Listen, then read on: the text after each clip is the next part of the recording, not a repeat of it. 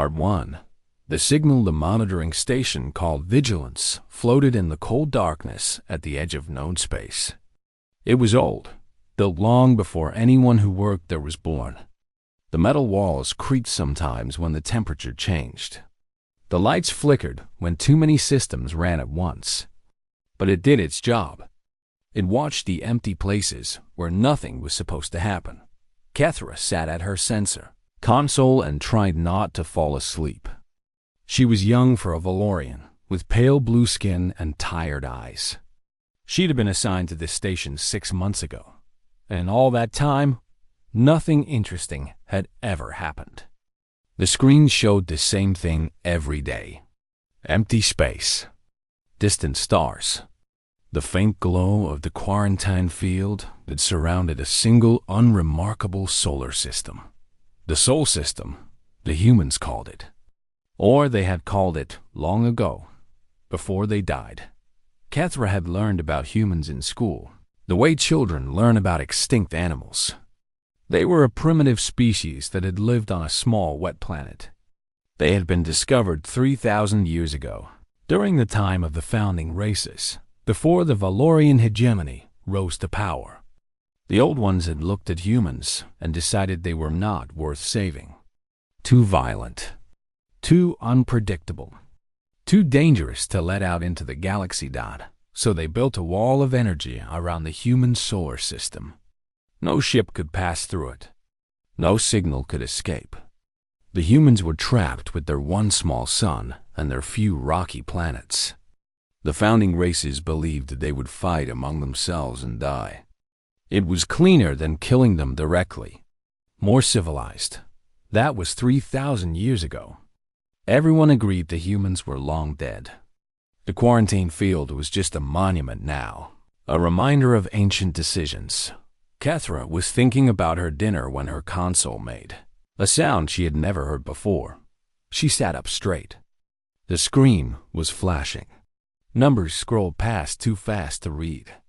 The computer was trying to identify something, running through every known ship design, every known energy signature.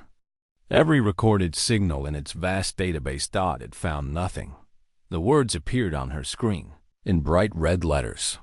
Unidentified contact detected. Kethra felt her heart beat faster. She checked the location of the signal. It was coming from inside the quarantine zone, from the Sol System, from the place where nothing alive should exist. She ran her scans again. The same result. Something was there. Something big. Something that was moving. Station Commander Vashul was an old Valorian, with dark blue skin and scars on his face from wars fought long ago. He walked slowly because his legs hurt in the cold. He spoke slowly because he had learned that fast words often led to mistakes. When Kethra called him to the sensor room, he did not hurry. But when he saw her screen, he stopped breathing for a moment. "That is not possible," he said quietly. "I checked it 3 times, Commander. The signal is real. Something is inside the quarantine zone. Something is moving toward the boundary." Vashul leaned closer to the screen. His old eyes studied the numbers. The energy signature was massive. Bigger than any ship he had ever seen. Bigger than the largest hegemony dreadnought. And it was moving fast. Faster than anything should be able to move. "Launch a probe," he ordered. "I want to see what we are dealing with." The probe was small and fast. It crossed the distance to the quarantine boundary in minutes. Its cameras pointed toward the source of the signal. It sent back images in real time. At first, there was nothing. Just stars and empty space and the faint shimmer of the quarantine field. Then something moved in the darkness. Something huge. Kethra gasped. It was a ship, but it was like no ship she had ever seen. The design was strange and brutal, all sharp angles and dark metal. It moved through space like a predator, smooth and silent. Behind it came more shapes.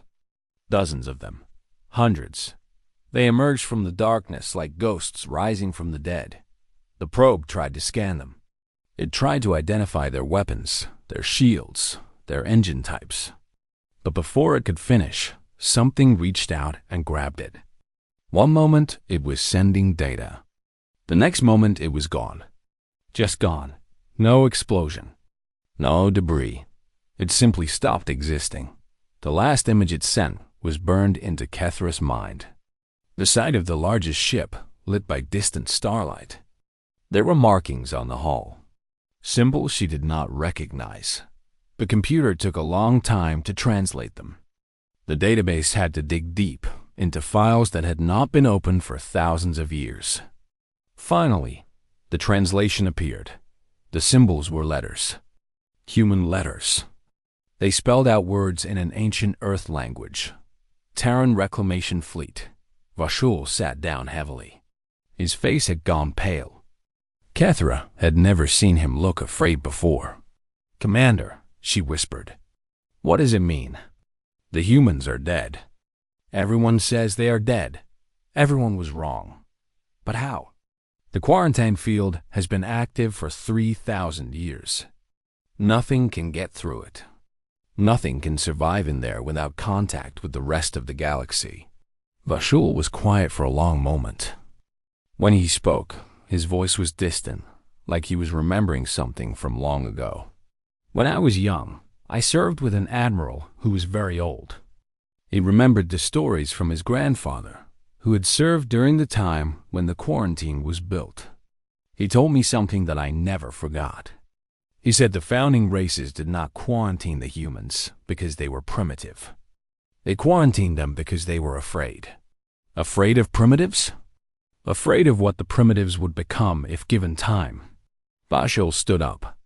His legs did not seem to hurt anymore. The founding races looked at human history. They saw a species that never stopped fighting, never stopped building, never stopped adapting. They saw a species that turned everything into a weapon. They saw a species that refused to die no matter what the universe threw at them. He walked to the communication console. The founding races thought the quarantine would kill the humans slowly. They thought isolation would break them. They were wrong. They gave humanity 3,000 years to prepare. Prepare for what? Vashul began typing a message to Hegemony High Command. His fingers moved fast, for revenge. The message went out at maximum priority, the highest alert level. A warning to every ship, every station, every world in the hegemony. But even as he sent it, Vashul knew it was too late. The humans were coming. They had been coming for a very long time. And nothing in the galaxy was ready for what would happen next.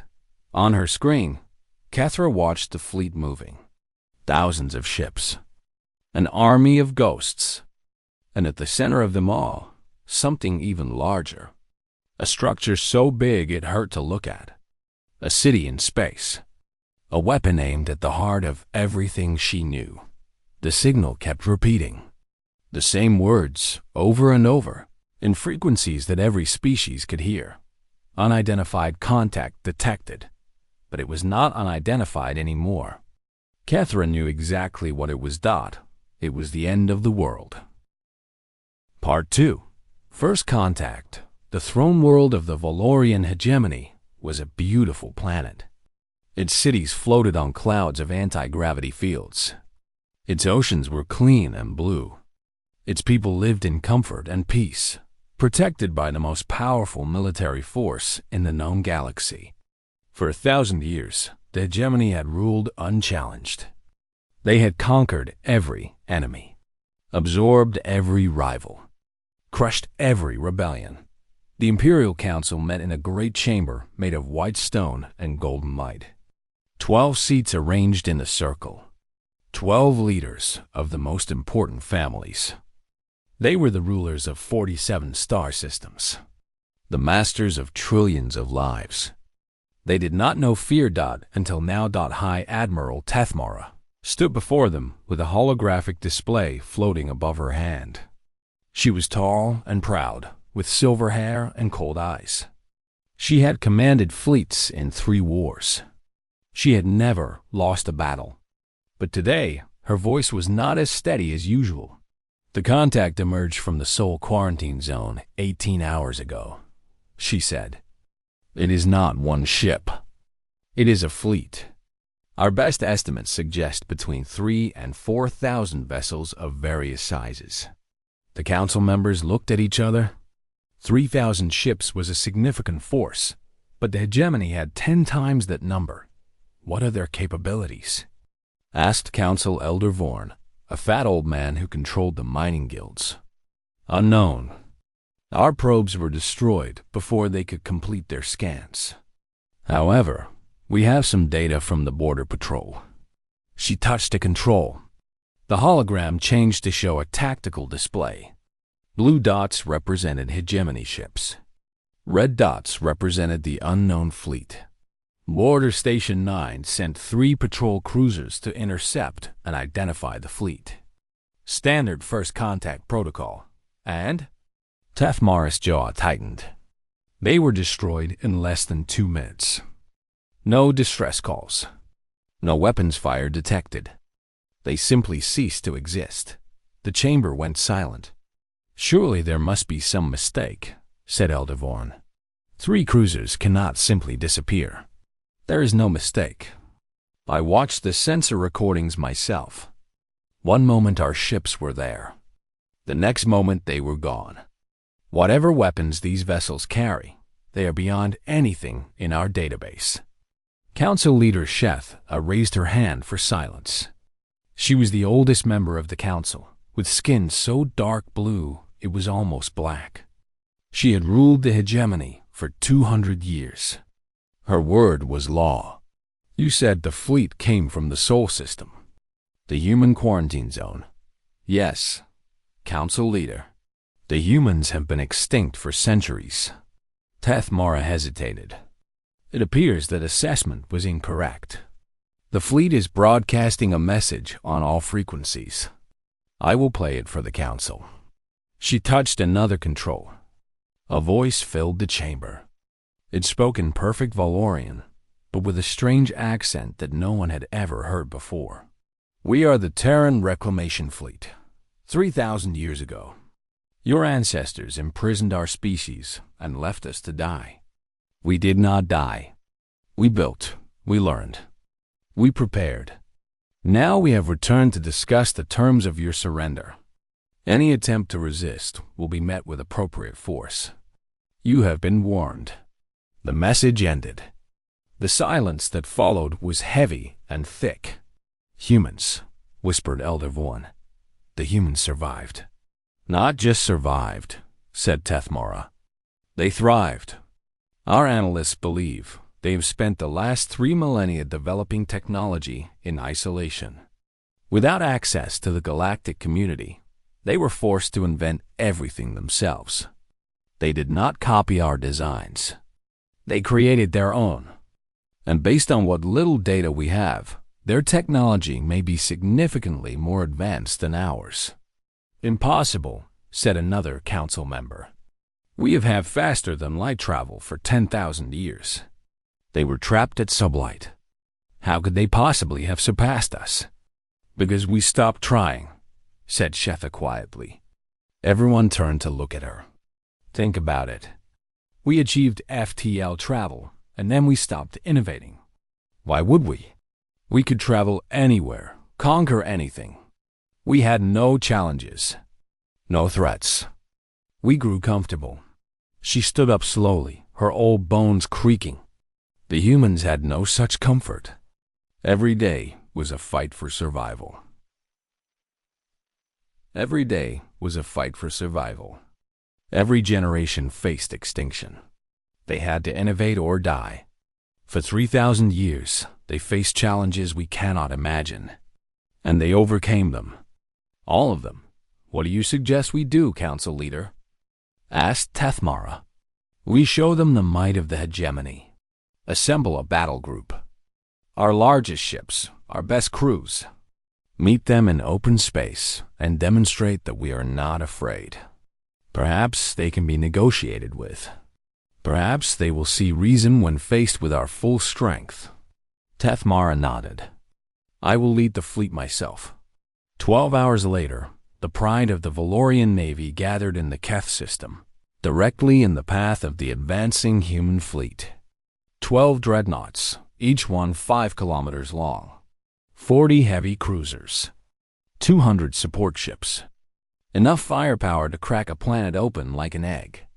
The flagship was called Eternal Dominion, and Tethmara stood on its bridge with her hands clasped behind her back. She watched the human fleet approach on her screens. They came in perfect formation, thousands of ships moving as one, like a single living creature. At the center of their formation was something that made her breath catch in her throat. It was a station. A mobile station, larger than any structure she had ever seen. It was at least 50 kilometers across, a city floating in the void, covered with weapons and sensors and things she could not identify. It was not just a ship. It was a statement, a declaration of what humanity had become. "Open a channel," she ordered. The communication officer worked his console. "Channel open, Admiral." "Terran Fleet, this is High Admiral Tethmara of the Valorian Hegemony. You are in violation of sovereign space. Stand down and prepare to be escorted to a neutral location for negotiations. Any hostile action will be met with overwhelming force." She waited. For a long moment, there was only silence. Then a human voice replied. It was calm and polite, almost friendly. "Hi, Admiral. This is Admiral Chun Wei Lin of the Terran Reclamation Fleet. Thank you for meeting us. I appreciate the show of force. It tells us that you take us seriously. However, I must decline your offer. We did not come here to negotiate. We came here to demonstrate something." "Demonstrate what?" "The consequences of your ancestors' decision. Please observe." Before Tethmara could respond, her sensors screamed warnings. The human ships were doing something. Energy readings spiked across her display. Then her heavy cruiser Righteous Fury simply vanished. No explosion. No debris. 1 second, it was there with its crew of 3,000. The next second, it was gone. What happened? She demanded. "Report. Unknown weapon, Admiral. We are detecting massive gravitational distortions. Our shields are not designed to." Another ship vanished. Then 2 more. The Hegemony fleet began to scatter, but the humans were faster. Much faster. Their ships danced through space like nothing Tethmara had ever seen, appearing and disappearing, striking from angles that should have been impossible. The battle lasted 11 minutes. When it was over, Tethmara stood alone on the bridge of her dying ship. The Eternal Dominion was crippled, drifting, its weapons destroyed and its engines dark. Around her, the wreckage of the mightiest fleet in the galaxy floated in silence. She had one working console left. She used it to record a final message. To High Command. The Hegemony fleet is destroyed. Repeat, destroyed. Human technology is beyond anything we have ever encountered. Their weapons ignore our shields. Their ships are faster than ours by an order of magnitude. We cannot fight them. We cannot stop them. She paused, looking out at the stars through a crack in her viewport. The human fleet was already moving past her, continuing toward the throne world. They had not even slowed down. Recommend immediate evacuation of all core worlds. Recommend diplomatic contact at the highest level. These are not the primitives our ancestors imprisoned. These are something else. Something we created by trying to destroy them. She ended the recording and sent it. Then she sat down in her command chair and waited for the end. On the throne world, the council received her message in stunned silence. The words appeared on their screens, cold and final. Imperial fall confirmed. It was only the beginning. Part 3. The weight of 3,000 years. The archives of the Hegemony were built deep underground, beneath the oldest city on the throne world. The corridors were cold and dark. The walls were lined with storage crystals that held the memories of 10,000 years. Very few people were allowed to enter. Even fewer wanted to. Melith was a historian. She had spent her entire life studying the past, reading records that others had forgotten. She was small and quiet, with thick glasses and ink stains on her fingers. She had never been important. She had never been summoned by the Imperial Council before. Now she stood before the 12 most powerful beings in the galaxy, and they were asking her questions she did not want to answer. "Tell us about the humans," said Council Leader Shetha. Her voice was tired. Since the destruction of the fleet, she seemed to have aged 100 years. "Tell us everything." Melith cleared her throat nervously. "The records are incomplete, Council Leader. Much was lost during the transition from the founding races to the hegemony. But I will share what I have found." She activated a holographic display. An image appeared of a small blue planet, beautiful and fragile, floating in the darkness of space. "This is Earth, the human homeworld. It is the third planet from their sun, a small yellow star. By galactic standards, it is unremarkable.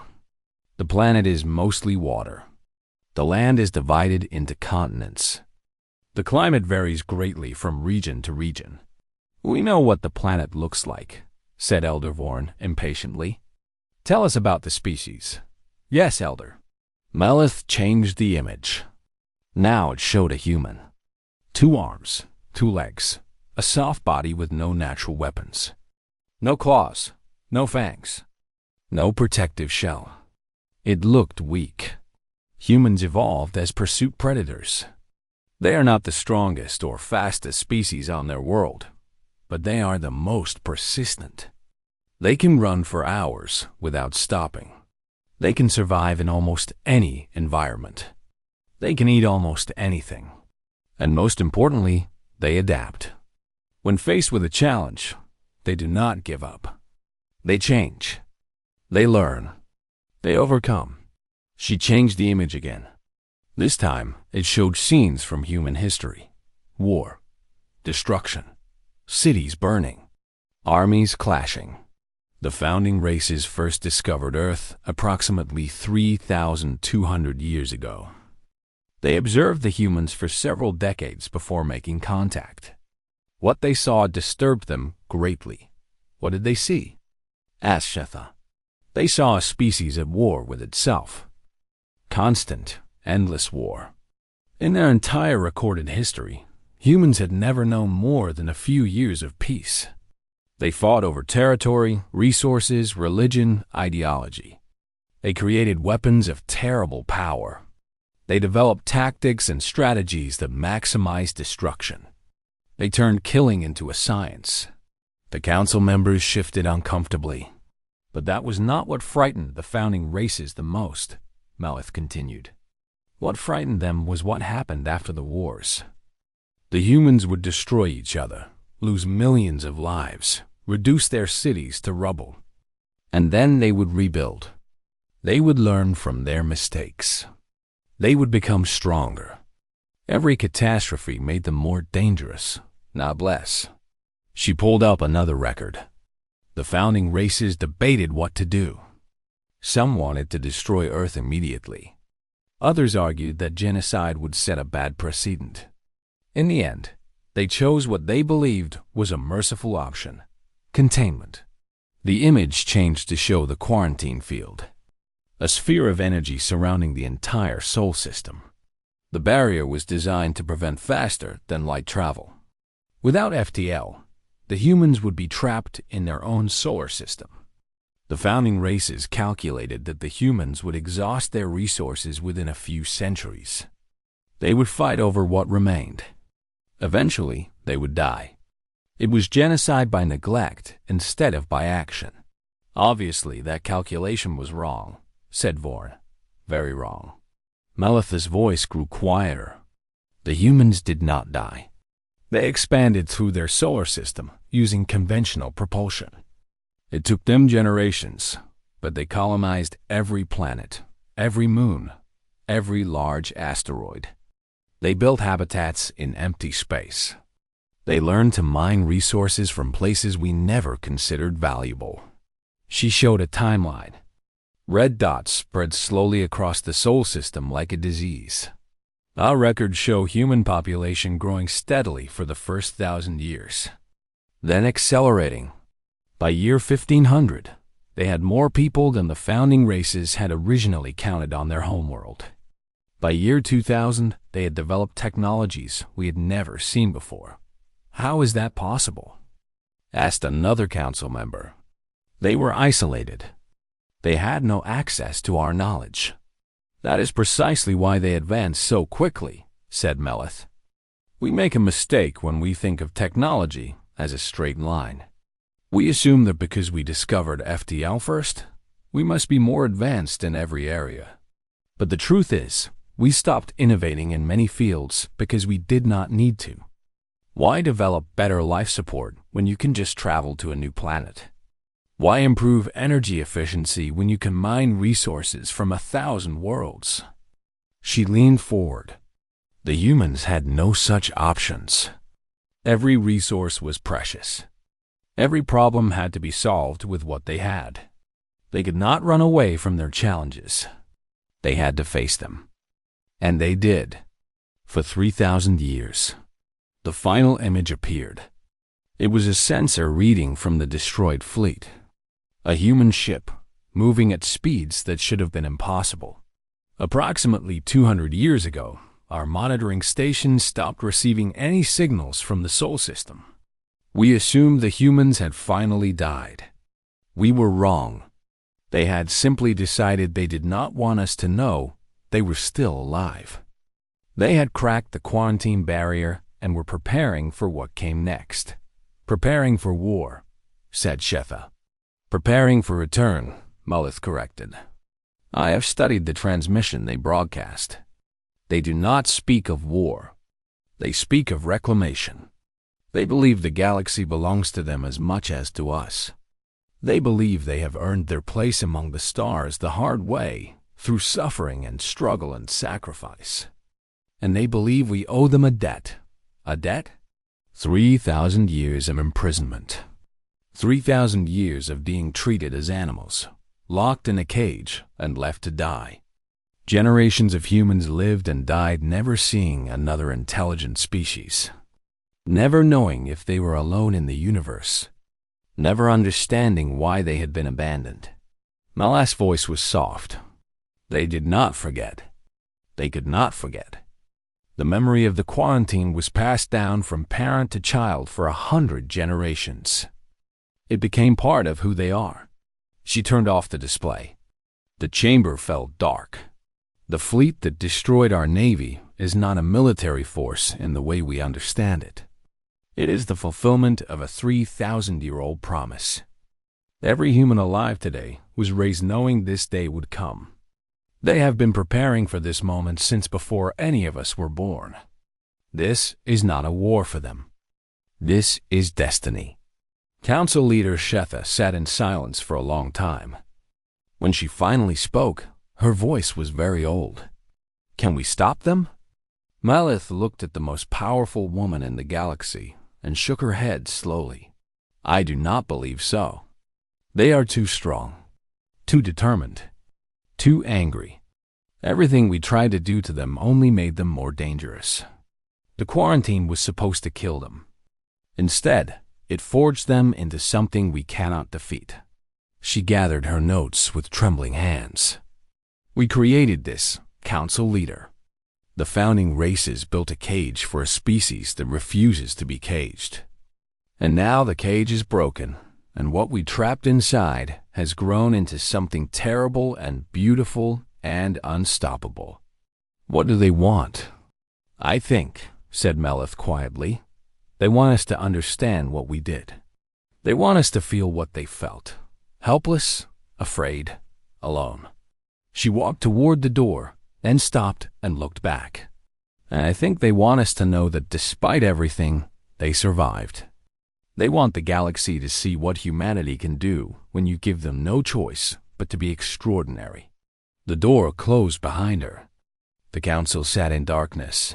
waiting for the end of everything they had built. Outside, in the night sky, new stars were appearing. Human ships, dropping out of faster than light travel, surrounding the throne world like wolves circling dying prey.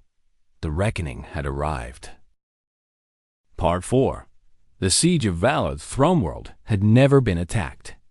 In 1,000 years of hegemony rule, no enemy had ever reached this far. The great cities floated peacefully above the clouds. The ocean sparkled in the sunlight. The people lived their lives believing they were safe. That belief died in a single morning. The human fleet arrived at dawn. Thousands of ships filled the sky like a dark cloud, blocking out the sun. The great mobile station, the one the humans called Hope's Return, took position directly above the capital city. It was so large that it created its own shadow, a circle of darkness 50 kilometers wide that covered the government district and the Imperial Palace. Every screen on the planet showed the same image. Every speaker broadcast the same voice. People of Valor, I am Admiral Chen Wei-Lin of the Terran Reclamation Fleet. Your government has 6 hours to surrender unconditionally. If they refuse, we will begin systematic destruction of military targets. Civilian areas will not be targeted. We are not here to slaughter innocents. We are here to end an empire that was built on cruelty and fear. The choice is yours. High Admiral Tethmara had survived the destruction of her fleet. A human ship had picked her up from the wreckage of the Eternal Dominion and returned her to the throne world. She did not understand why they had shown her mercy. She was not sure she wanted to understand. Now she stood in the war room with the council and watched their last hope gather in orbit. Every remaining ship in the hegemony, every weapon platform, every ally who still believed the empire could be saved. It was the largest military force ever assembled in one place. Thought it was not enough. She knew it was not enough, but the council refused to surrender. We cannot simply give up, said Elder Vorn. His voice was high and frightened, but his pride was stronger than his fear. We are the hegemony. We have ruled for 1,000 years. These humans are nothing. They are upstarts. Animals who learned to build ships. Animals who destroyed the greatest fleet in the galaxy in 11 minutes, Tethmara said quietly. Then we will build another fleet. We will learn their weaknesses. We will. There is no time. Council leader Shetha raised her hand. The humans are here now. We must decide now. Fight or surrender. The vote was close. 7-5 in favor of resistance. Tethmara closed her eyes when she heard the result. She knew what it meant. Then we fight, said Shetha. May the ancestors forgive us. The battle began at noon. The hegemony fleet attacked first, hoping that surprise might give them some advantage. Thousands of ships surged forward, their weapons firing, their shields at maximum. The sky lit up with energy beams and missile trails, and the flash of nuclear explosions. The humans did not even seem to notice. Their ships moved through the chaos like dancers, spinning and weaving, never where the hegemony weapons expected them to be. Their return fire was precise and devastating. Each shot found its target. Each missile struck home. The hegemony ships exploded one after another, like fireworks celebrating their own destruction. But it was not the ships that broke the hegemony's spirit. It was the soldiers. Human Marines boarded the orbital defense platforms. They moved in perfect coordination, their armor deflecting energy weapons, their rifles cutting through Valorian soldiers like they were made of paper. They did not hesitate. They did not retreat. They did not show fear. A hegemony officer who survived the boarding later described what he saw. The humans fought like machines, he said. No, not like machines. Like something worse. Like something that had been waiting for this moment for a very long time. Like something that enjoyed it. But that was not the worst part. The worst part was when they stopped shooting. The humans took prisoners instead of killing them. They treated wounds. They offered water and food. They spoke politely, even kindly, to the soldiers who had just been trying to kill them. Why? The officer asked a human marine. Why are you being kind to us? We are your enemies. The marine removed her helmet. She was young, with dark skin and bright eyes. She smiled, but there was something cold behind the smile. You are not our enemies, she said. Your ancestors were our enemies. They locked us in a cage and left us to die. You are just the people who inherited their guilt. We do not hate you. We pity you. Then why are you doing this? Because the galaxy needs to learn that humanity does not forget. Your ancestors thought they could make us disappear. They were wrong. Every human alive carries the memory of the quarantine. Every human alive has been raised on stories of what was done to us. We are not here for revenge. We are here for justice. The battle lasted 6 hours. By the end, the hegemony fleet was gone. The orbital platforms were captured. The planetary defenses were silent. The capital city lay under the shadow of Hope's return. Waiting for the end. Admiral Chun Wei-Lin requested a parley. Tef Mara went to meet her alone. The human flagship was nothing like a hegemony vessel. It was efficient, practical, without decoration or luxury. The corridors were narrow. The lights were harsh. Everything served a purpose. Admiral Chun was waiting in a small conference room. She was older than Tef Mara had expected, with gray hair and lined skin and eyes that had seen too much. She stood when Tef Mara entered and offered a slight bow. Hi, Admiral. Thank you for coming. You destroyed my fleet. You conquered my world. I'm not sure I had a choice. There is always a choice. Chun gestured to a chair. Please, sit. We have much to discuss. Tef Mara sat. She felt tired. More tired than she had ever felt in her life. Your council refused to surrender, Chun said. I expected that. Pride is difficult to set aside. But the battle is over now. The choice is simpler. You can continue to resist, and we will continue to dismantle your empire piece by piece. Or you can accept what has happened and help us build something new. Something new? The hegemony is finished. Even if we left tomorrow, your subject worlds would revolt. Your allies would abandon you. Your power was based on fear, and we have shown the galaxy that you can be beaten. Chun leaned forward. But destruction is easy. Building is hard. We did not come here just to destroy. We came here to take our place in the galaxy. And we would prefer to do that peacefully. After everything that was done to you? After 3,000 years?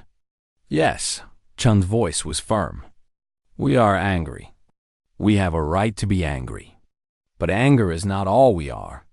We spent 3,000 years learning to survive. We learned that hate consumes the one who carries it.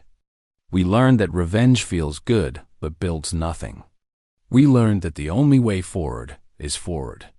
She pulled up a holographic display. It showed the galaxy, with the former hegemony territory highlighted. We will dismantle your military. We will free your subject worlds. We will remove your council from power. But we will not exterminate you. We will not do to you what was done to us. We are better than that. Why? Tef Mara whispered. Why would you show mercy to the people who tried to destroy you? Admiral Chun was quiet for a moment. When she spoke again, her voice was softer. Because we want to be worthy of our own survival. We spent 3,000 years becoming strong. Now we want to become good. The only way to prove we deserve our place in the galaxy is to be better than the species who locked us away. She extended her hand. Help us, High Admiral. Help us show the galaxy that humanity is not a threat. We are an opportunity. Help us build something that our descendants will be proud of. Tef Mara looked at the human's hand. She thought about her destroyed fleet, her fallen empire, her lost pride. Then she thought about the human Marines who had shown kindness to their prisoners, the admiral who spoke of building instead of destroying, the species that had every right to hate and chose to hope instead. She took the hand. Outside, the shadow of hope's return began to lift as the great station moved away from the capital city. Sunlight touched the floating towers for the first time in hours. It felt like the beginning of something. Part 5. Imperial fall confirmed the hegemony did not end with a single battle. It ended slowly, like a great tree falling, its roots pulling free one by one over the course of weeks and months. The subject worlds declared independence within days of the throne world's surrender. Species that had served the Valorians for centuries suddenly remembered their own names, their own cultures, their own pride. Some celebrated, some rioted, some simply changed their flags and continued with their lives. The humans moved through the chaos, like gardeners tending a damaged forest. They did not conquer. They did not occupy. They arrived at worlds torn by violence and offered help. Food for the hungry, medicine for the sick, protection for those who could not protect themselves. Kethra watched it happen from a refugee transport fleeing the throne world. She had been a censor officer. Now she was no one, another frightened Valorian trying to find a place in a galaxy that no longer had a place for her people. The transport was crowded and dirty. The air recyclers struggled to keep up with so many bodies. Children cried. Old people sat in silence, staring at nothing. Everyone had lost something. Everyone was afraid. On the third day, a human ship appeared alongside them. Kethra expected to die. She expected weapons fire, boarding parties, the end of everything. Instead, the human ship sent a message asking if they needed assistance. Did they have enough food? Water? Medical supplies? Was anyone injured?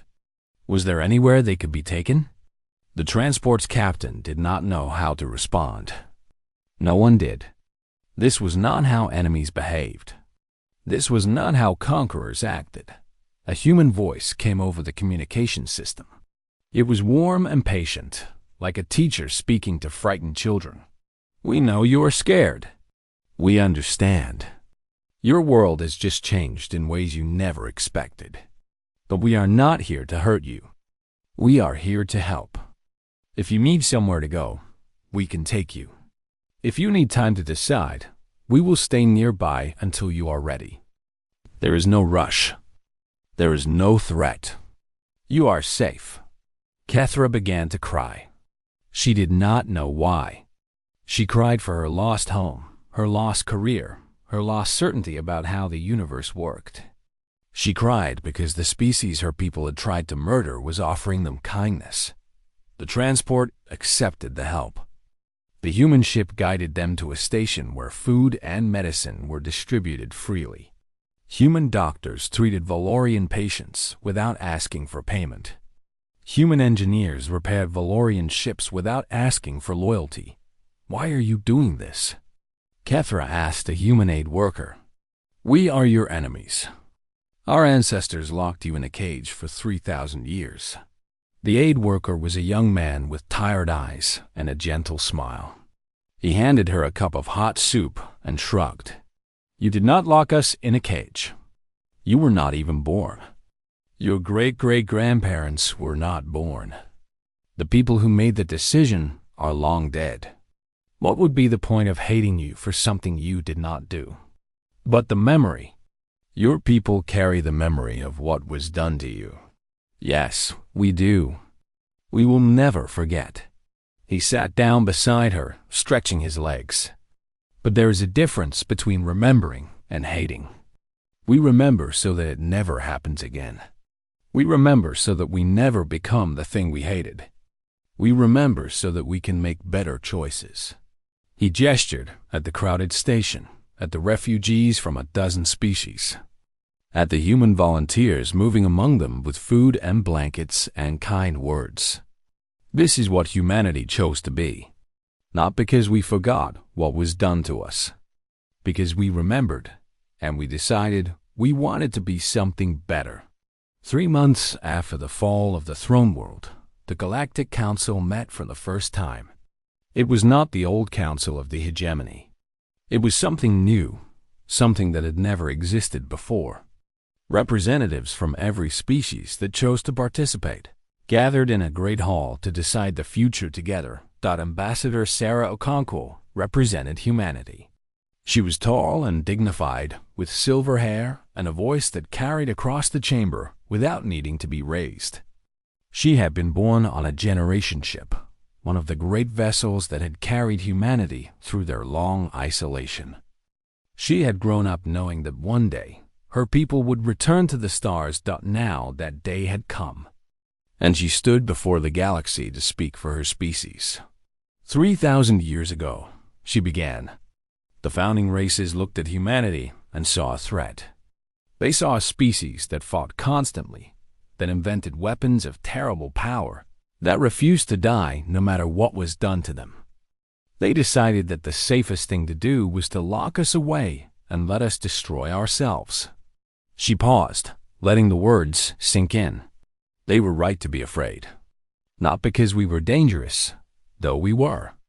They were right to be afraid because they recognized something in us. Something familiar. They saw their own capacity for violence reflected in human history, and it frightened them. But they made a mistake. They thought isolation would weaken us. They thought suffering would break us. They did not understand that humans are not weakened by hardship. We are forged by it. Every challenge we faced made us stronger. Every generation that survived passed down its strength to the next. She looked around the chamber, meeting the eyes of species that had been hegemony masters, species that had been hegemony slaves, species that had watched from the sidelines and hoped to avoid being noticed. We could have come here seeking revenge. We could have destroyed the hegemony and built our own empire on its ashes. Many of us wanted to. The anger is still there, burning in the hearts of every human alive. We earned that anger. We earned the right to hate. Her voice softened. But we chose differently. We chose to be better than the species who imprisoned us. We chose to prove that humanity deserves its place among the stars, not because we are strong, but because we are just. Not because we can destroy, but because we can build. She gestured to the gathered representatives. This council is our gift to the galaxy. Not a hegemony. Not an empire. A partnership. Every species with an equal voice. Every decision made together. The strong will not prey upon the weak. The powerful will not cage the vulnerable. We will learn from each other. We will grow together. We will face the future as one civilization, not 1,000 divided peoples. Some of you are wondering if this is a trick. If humanity is simply waiting until your guard is down to strike. I understand that fear. I cannot prove our intentions with words. Only time will reveal who we truly are. She smiled, and there was warmth in it, but also steel. But I will make you a promise. Humanity will never forget what was done to us. We will carry that memory forever, a reminder of what happens when fear rules over wisdom. And we will use that memory to ensure that no species, ever again, faces what we faced. The quarantine ends here. The cages end here. The old ways end here. A new age begins today. We will build it together, or not at all. She sat down. The chamber was silent. Then, slowly, one representative began to applaud. Then another. Then a dozen. Then 100. Kethra watched the broadcast on a screen in the refugee station. Tears ran down her face again, but this time they were different tears. She was watching the death of the world she had known, but she was also watching the birth of something she had never imagined possible. A Valorian standing next to a human. A former prisoner shaking hands with a former jailer. the end of an empire and the beginning of a promise. On Earth, in the Sol system, the quarantine field had been dismantled. Ships came and went freely for the first time in 3 millennia. Human children looked up at the sky and saw vessels from a dozen different species. Visitors from a galaxy that had once tried to forget they existed in orbit around the planet. A simple monument floated in the darkness. It was made of metal and stone from every world humanity had colonized during their long imprisonment. Mars, Europa, Titan, Ceres. 1,000 stations and habitats and outposts where generations had lived and died and hoped. The monument bore no names. It carried no weapons. It was just a marker, a reminder for anyone who came to visit the human homeworld. The inscription was simple. We remember. We endure. We rise. Below it, in smaller letters, a second line had been added after the return. We forgive. We build. We hope. The stars shone down on the monument, on the blue planet below, on the ships carrying species that had once been strangers toward a future that belonged to all of them. The empire had fallen. Something better had taken its place. And humanity, after 3,000 years in the darkness, had finally come home.